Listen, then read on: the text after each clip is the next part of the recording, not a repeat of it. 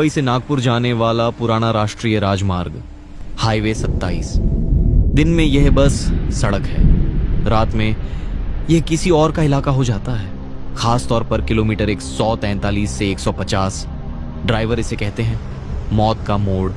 कोई sign board नहीं, कोई चेतावनी नहीं, लेकिन पुराने ड्राइवर नए लड़कों से बस इतना कहते हैं। अगर रात 2 बजे के बाद रेडियो अपने आप बंद हो जाए तो समझ जाना तुम उस हिस्से में घुस चुके हो। और उसी रास्ते पर था राजू यादव, जो नया नया ड्राइवर बना था। लंबी मूंछ, गहरी आंखें, सख्त आवाज। राजू फोन पर बात करते हुए कहता है अरे साहब, डर वो सिर्फ कमजोर लोगों के लिए होता है। अब मैं फोन रखता हूं, मैं आधे रास्ते में हूं। ट्रक में सीमेंट की 280 बोरियां। बारिश रुक रुक कर हो रही थी, सड़क गीली, आसमान काला, दूर दूर बिजली चमक रही थी। राजू ने घड़ी देखी और कहा 2 बजे से पहले ये इलाका पार कर लूंगा। उसने घबराहट छुपाने के लिए एक्सीलेटर थोड़ा और दबा दिया। स्पीड बढ़ी तो जैसे उसे लगा कि डर पीछे छूट जाएगा। फिर उसने हाथ बढ़ाकर रेडियो का नॉब घुमाया और रेडियो चालू कर रेडियो पर पुराना गाना चल रहा था। जिंदगी एक सफर है सुहाना। फिर अचानक आवाज खड़खड़ाई, गाना टूट गया और रेडियो बंद, पूरी तरह शांत। राजू ने नॉब घुमाया, कुछ नहीं। उसने हल्की गाली दी। इसकी तो इसे भी अभी बंद होना था। लेकिन उसी वक्त उसे एहसास हुआ, सड़क की आवाज भी बदल गई थी। टायर गीले डामर पर नहीं, जैसे किसी मुलायम चीज पर चल रहे हों। और वहां सड़क किनारे एक आकृति खड़ी थी। हेडलाइट्स ने सामने फैले अंधेरे को चाकू की धार की तरह चीर दिया और उसी रोशनी की सफेद पट्टी में सड़क किनारे एक आकृति खड़ी दिखाई दी। लाल साड़ी, बाल चेहरे पर, हाथ उठाया हुआ जैसे लिफ्ट मांग रही हो। राजू ने भौहें सिकोड़ ली। इस जंगल में ये अकेली औरत? राजू ने अचानक ट्रक की रफ्तार धीमी कर दी। हेडलाइट की रोशनी अब सीधे उस पर पड़ रही थी। ट्रक धीरे धीरे उसके पास पहुंचा। लाल साड़ी पूरी तरह भीग चुकी थी, बाल चेहरे पर चिपके हुए थे और अजीब बात, उसके पैर दिखाई ही नहीं दे रहे थे। राजू का पैर ब्रेक पर गया, लेकिन उसने दबाया नहीं। उसने स्टीयरिंग कसकर पकड़ा और ट्रक आगे बढ़ा दिया। लेकिन जैसे ही ट्रक उसके पास से गुजरा, राजू ने रियर व्यू मिरर में देखा। आईने में उस औरत का चेहरा दिखा। चेहरा पूरा नहीं था, जैसे आधा हिस्सा कुचल गया हो। उसने आगे देखा और खुद को समझाया, कोई चोर लुटेरे होंगे, शायद रात में ड्राइवर को रोकने का नया तरीका। उसने लंबी सांस ली, जैसे अपने ही डर को झूठ साबित कर रहा हो। अकेली औरत बनकर खड़ी हो जाते हैं, फिर गैंग आ जाता होगा। मुझे बेवकूफ नहीं बना सकते। कुछ दूर ट्रक चलाने के बाद राजू ने राहत की सांस ली। हेडलाइट की रोशनी फिर किसी पर पड़ी। वो फिर दिखी। इस बार सड़क के बीच खड़ी थी, ठीक सामने, हाथ नीचे लटकाए हुए, बाल अब भी चेहरे पर। राजू के हाथ अपने आप स्टीयरिंग कस गए। ये फिर से यहां कैसे आ गई? उसने हॉर्न बजाया, लंबा, तेज। वो नहीं हिली। राजू ने आखिरी पल में स्टीयरिंग दाहिने घुमा दिया। ट्रक उसके बिल्कुल पास से निकला। जब मिरर में देख तो सिर्फ खाली सड़क। राजू की सांसें अब भारी हो गईं। उसने पानी पिया, हाथ हल्का कांप रहा था। तभी उसे लगा कोई उसके बगल में बैठा है, जैसे सीट हल्की सी दब गई हो। उसने धीरे धीरे गर्दन घुमाई, सीट खाली, लेकिन सीट बेल्ट अपने आप खींची हुई थी, धीरे धीरे, जैसे किसी की छाती पर तनी हो। और अभी राजू के कान के पास ठंडी हवा लगी और बहुत धीमी आवाज आई, रुक जाते तो छोड़ देती। उसने झटके से सिर घुमाया, कोई नहीं। लेकिन ट्रक के अंदर अब मिट्टी की गंध थी, गीली मिट्टी, और खून की हल्की सी लोहे जैसी महक आ रही थी। उसने सामने देखा, सड़क किनारे एक पुराना सा बोर्ड टिमटिमा रहा था, जिस पर लिखा था, कालीचरण ढाबा पर आपका स्वागत है। राजू कुछ सेकंड चुप बैठा रहा। दिल अब भी तेज धड़क रहा था। उसने गहरी सांस ली और कहा, बस यही रुकता हूं, पानी पी लूंगा, दिमाग ठीक हो जाएगा। उसने खुद फैसला लिया, आगे ऐसे हालत में गाड़ी चलाना ठीक नहीं।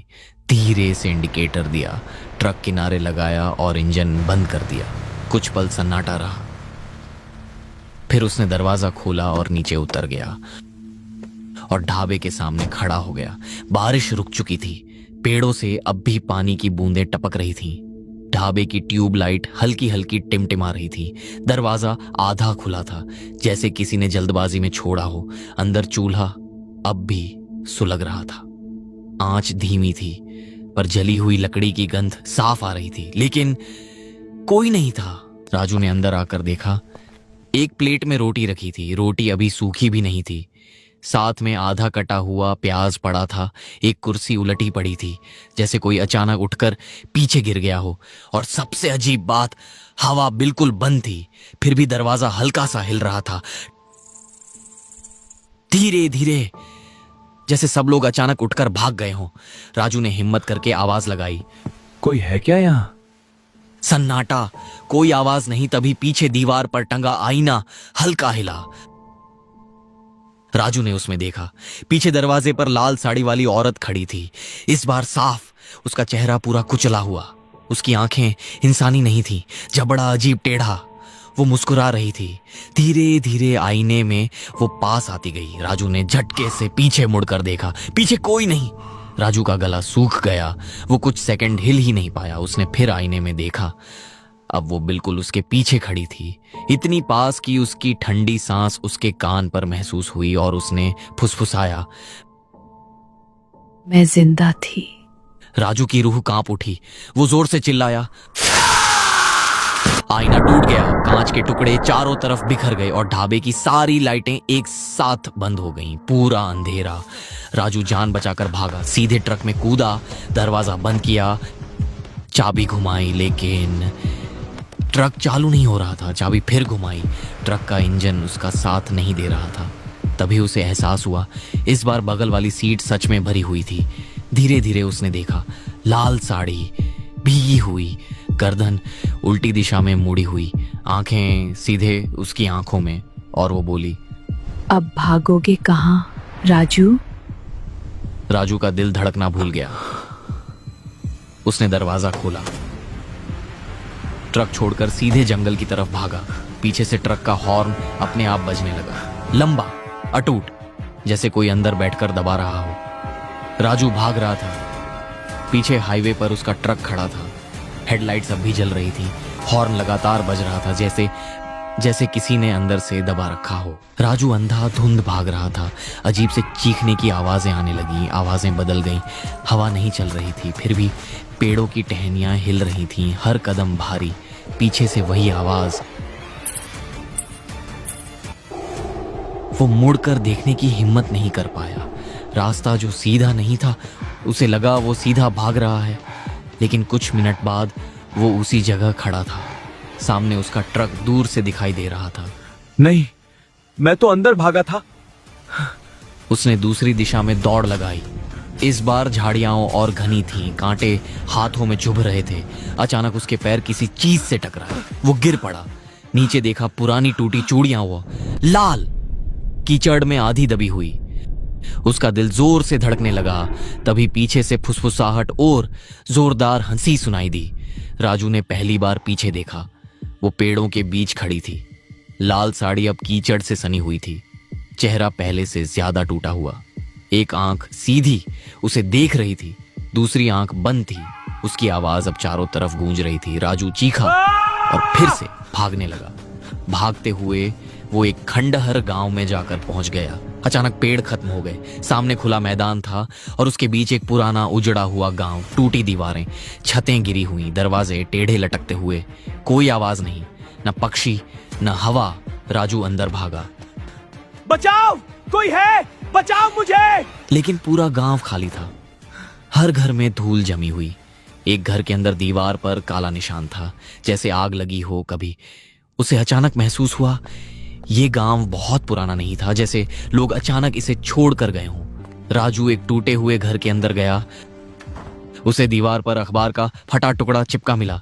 उस पर साफ लिखा था, हाईवे 27 पर ट्रक हादसा, ड्राइवर फरार, स्थानीय लड़की की मौत। नीचे धुंधली तस्वीर, लाल साड़ी। राजू के हाथ कांपने लगे। मैंने नहीं, मैं तो पहली बार। तभी पीछे घर का दरवाजा अपने आप बंद हो गया। सिर्फ टूटी छत से चांद की हल्की रोशनी थी, और उस रोशनी में वो उसके सामने खड़ी थी, अब पहले से अलग। उसने कहा, कुछ याद आया राजू राजू पीछे हटने लगा, दीवार से टकराया। भागने का रास्ता नहीं। मैंने कुछ नहीं किया, मुझे छोड़ दो। उसकी आवाज टूट रही थी।